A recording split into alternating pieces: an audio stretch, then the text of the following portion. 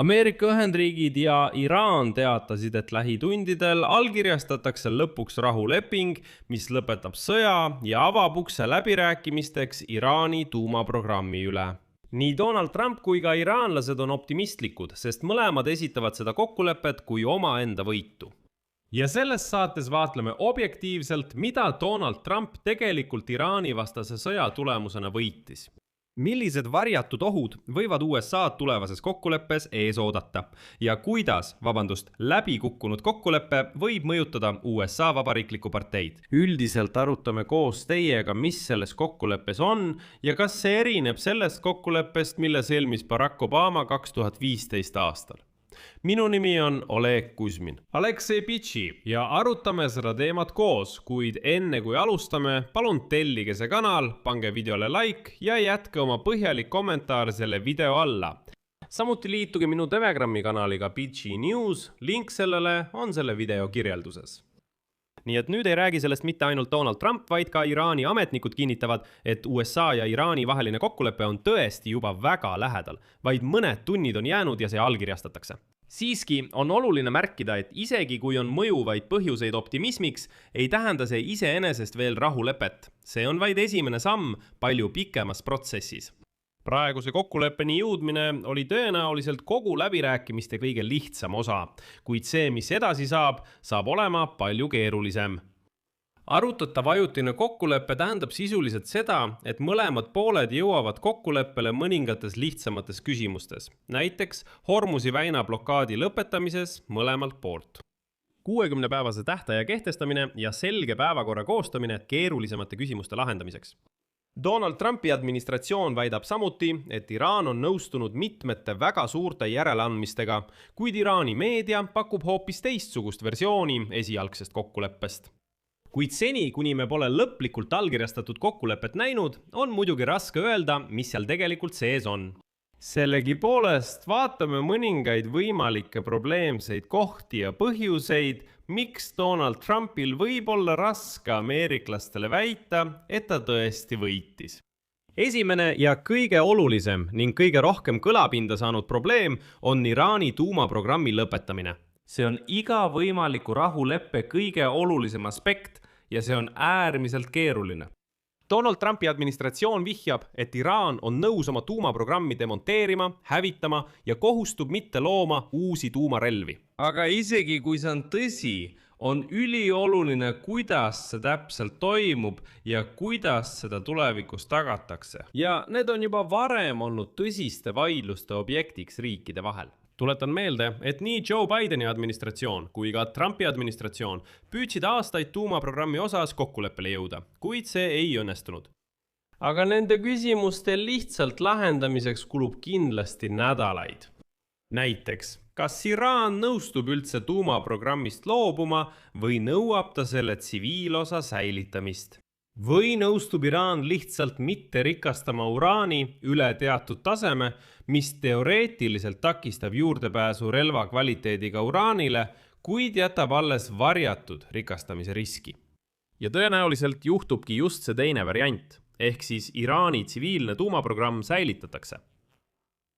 Küll aga lubab Teheran kindlasti mitte mingil juhul uraani rikastada. Kui te olete uudiseid jälginud, siis teate, et täpselt samasugune tehing sõna-sõnalt sõlmiti Barack Obama poolt 2015 aastal. Iraan lubas, et ei hakka uraani rikastama. Tuumarelva ei tule, kuid tsiviiltuumaprogramm jääb alles. Aga Trump lahkus mingil põhjusel sellest Obama tehingust ja ütles, et tema saavutab palju parema tulemuse. Ja siin on oluline mitte iseennast petta. Trump rõhutab igati, et Iraani avalik loogumine tuumarelva loomisest saab olema USA suurimaks võiduks. Aga tegelikult on Iraan juba aastaid väitnud, et ta seda ei tee. Seetõttu ei ole neil üldse raske öelda, et nad kohustuvad. Lubame, mitte mingil juhul. Ja peamine raskus seisneb siin selles, et Trump peab kuidagi ameeriklastele selgitama, miks see kokkulepe on parem kui see, mille sõlmis Barack Obama administratsioon. Kuna ta kritiseeris seda pidevalt liigse nõrkuse pärast. selles kokkuleppes olid Iraanis uraani rikastamise piirangud ning kokkulepete täitmise üle teostas järelevalvet ÜRO tuumajärelevalve. Mis te arvate, mis nüüd saab? Nüüd jõuame me jälle täpselt sama asja juurde. Midagi uut pole, aga see pole veel kõik. Kõrgelt rikastatud uraan, mis Iraanil juba olemas on, tekitab iseenesest suuri probleeme. Trumpi administratsioon teatas, et Iraan peab selle ameeriklastele üle andma. Aga pärast aasta tagasi USA õhurünnakut on ta sügaval maa all varjul. Trump on korduvalt ja üsna selgelt vihjanud võimalusele, et USA ei pruugi neid materjale lõpuks kätte saada. Kuigi alguses ta karjus, et me kindlasti võtame need endale. Ta pakkus välja idee, et Ameerika sõjaväelased võiksid lihtsalt, nagu öeldakse, need tuumaobjektid kinni müürida ja neid pidevalt jälgida. No, te kujutate ette, eks? Aastakümneid pidevalt kosmosest nende objektide üle järelevalvet pidada, et iraanlased ei prooviks neid lahti kaevata. Samuti arutatakse võimalus seda uraani lahjendada, et see jääks Iraani käsutusse tuumakütusena tsiviilreaktorite jaoks. See tähendab, et kui see on seal jõudnud 60%-ni, siis see on juba relvakõlblik tase. Seetõttu saab seda lahjendada ja see muutub näiteks 5% ning seda saab juba kasutada lihtsalt tuumaobjektides. Aga jällegi tekib siin küsimus, millega see kõik siis erineb sellest kokkuleppest, mille Obama 2015 aastal sõlmis? Selles etapis ei erinegi millegi poolest. Lisaks karjus Trump nii valjult, et USA võtab selle Iraani uraani endale, et nüüd on üldse raske ette kujutada, kuidas Donald Trump kavatseb ameeriklastele seda seletada. Ameeriklased seda uraani ju ilmselgelt enam endale ei saa. Järgmine probleem on külmutatud Iraani varad. Ja just siin võib Donald Trumpi lobisemine talle valusalt kätte maksta. Juba 2016 aastal kritiseerisid Donald Trump ja tema vabariiklastest kolleegid väga teravalt Obama administratsiooni. Obama selle eest, et ta andis Iraanile $400 miljonit sularahast tehingu raames, mis oli seotud Ameerika pantvangide vabastamise ja tuumaleppega. Muide, need $400 miljonit ei olnud mingisugune kingitus Iraanile. Neid kasutati nõuete lahendamiseks rahvusvahelises tribunalis Haagis seoses 1979 aastal nurjunud relvatehinguga. Üldiselt ma ei taha siin väga süvitsi minna, aga lugu on selles, et Iraan saavutas sisuliselt selle, et Haagis mõisteti ameeriklased maksma teatud kompensatsiooni ja nüüd nad sellega andsid üle. Avaliku arvamuse seisukohalt nägi see ikkagi kohutav välja.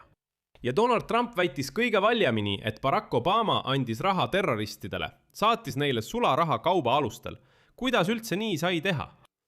Aga täna nõuab Iraan palju suurema summa oma varade vabastamist, $24 miljardit. Ja taas probleem Donald Trumpile. Juba aprillis väitis ta kategooriliselt, tsiteerin, Iraanile ei tule mingeid rahalisi ülekandeid. Ja juba 13. juunil saime uudiseid, et Pärsia lahe riigid on juba hakanud Iraanile Ameerika dollareid üle andma. Ja nüüd üritab Trump manipuleerida. Ühelt poolt valmistab ta ette ja ütleb, et raha on ju niikuinii Iraani oma, et me ei anna neile lihtsalt niisama raha, need on ju Iraani külmutatud varad. Aga teiselt poolt kinnitab ta, et seda raha ei anna Iraanile mitte Ameerika Ühendriigid, vaid Pärsia lahe riigid. Näiteks on seal $6 miljardit Iraani varasid külmutatud Kuveidis. Nii et see pole ju meie, kes annab, vaid Kuveit annab. Seega näete, kuidas ma teid kõiki üle kavaldasin. Aga ükskõik, kuidas ta seda ka ei nimetaks, on see igal juhul järeleandmine. See on reaalse raha andmine Iraanile. Ja puhttehniliselt oli ka 2016 aasta makseraha, mis pidi olema Iraani käsutuses. Ehk siis puhttehniliselt toimub täpselt sama asi, midagi pole jälle muutunud, ainult summad on erinevad. Järgmine probleem on Hormuzi väina avamine. Sõda tõi Iraanile lihtsalt tohutu strateegilise võidu. Mitte taktikalise, vaid just strateegilise. See sõda tõestas kogu maailmale, et Iraan on võimeline tõhusalt sulgema Hormuzi väina ja avaldama negatiivset mõju kogu maailma majandusele. Ja kasutama seda survevahendina. Enne Donald Trumpi sõda Iraani vastu võisid kõik ainult oletada, et see on võimalik. Aga nüüd näitas Iraan, et jah, see on võimalik. ja seda tehakse hetkega. Peamine küsimus pole siin niivõrd selles, kas Iraan loobub praegu oma tegelikust kontrollist väina üle. Trumpi administratsioon nõuab seda kindlasti ja tõenäoliselt nõustub Iraan läbirääkimiste käigus. Ütleb, praegu me avame Hormuzi väina, pole üldse probleem.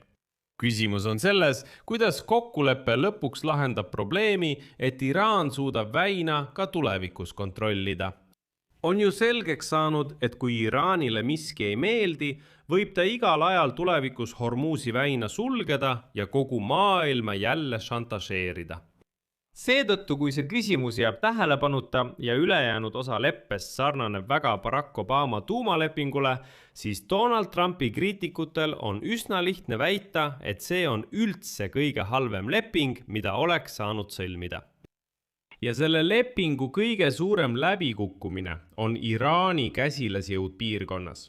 See on Hamas Gaza sektoris, Hezbollah Libanonis, Hutid Jeemenis, niinimetatud vastupanutelg Iraagis. Juba sõja alguses 28. veebruaril teatas Donald Trump valjuhäälselt ja avalikult, et üks nende tähtsamaid eesmärke on tagada, et Iraan ei saaks enam rahastada oma marionettrühmitusi. Näiteks selliseid nagu Hamas või Hezbollah. Aga pange tähele, mitte Trump, mitte kogu tema meeskond.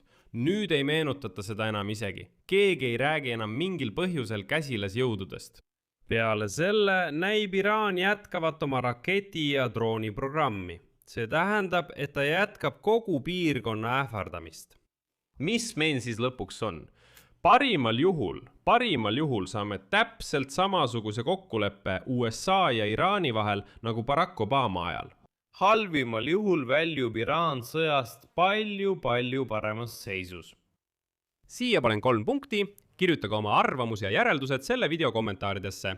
Tellige kanal, vajutage kellukesele ja ärge unustage panna laiki. Kui soovite toetada selle YouTube'i kanali tööd, saate seda teha tehes annetuse ükskõik millise lingi või rekvisiitide kaudu, mis on selle video kirjelduses, või kasutades teie ekraanil olevat QR-koodi.